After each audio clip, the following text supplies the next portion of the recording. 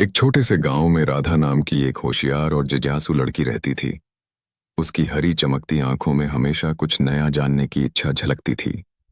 एक दिन बारिश से बचने के लिए वह गांव के पुराने पुस्तकालय में चली गई।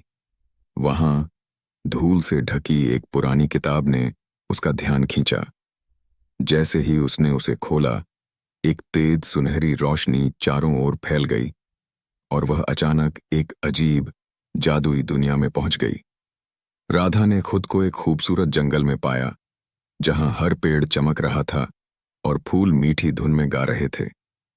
तभी सामने से एक परी आई, जिसकी पंखों से इंद्रधनुषी रोशनी निकल रही थी। परी ने कहा, राधा, तुम इस जादुई किताब की चुनी हुई रक्षक हो। हमें तुम्हारी मदद चाहिए।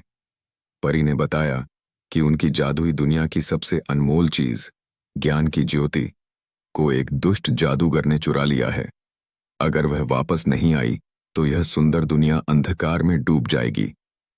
राधा ने हिम्मत दिखाई और परियों के साथ उस जादूगर के किले की ओर बढ़ी। रास्ते में उसने अपनी चतुराई से कई कठिनाइयों को पार किया। कहीं नदी में पुल नहीं था तो उसने पेड़ों की शाखाओं से पुल बनाया। कहीं पहेली हल करनी थी तो अपनी बुद्धिमानी से जवाब दिया। अंत में वह जादूगर के सामने पहुंची। उसने राधा को डराने की कोशिश की, लेकिन राधा ने कहा, ज्ञान की शक्ति सबसे बड़ी होती है और मैं इसे तुम्हारे बंधन से मुक्त करूंगी।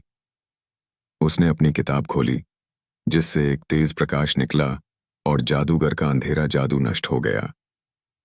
ज्ञान की ज्योति वापस आते ही पूरी दुनिया फिर से उज्जवल हो गई। परियों ने राधा को धन्यवाद दिया और उसे आशीर्वाद दिया।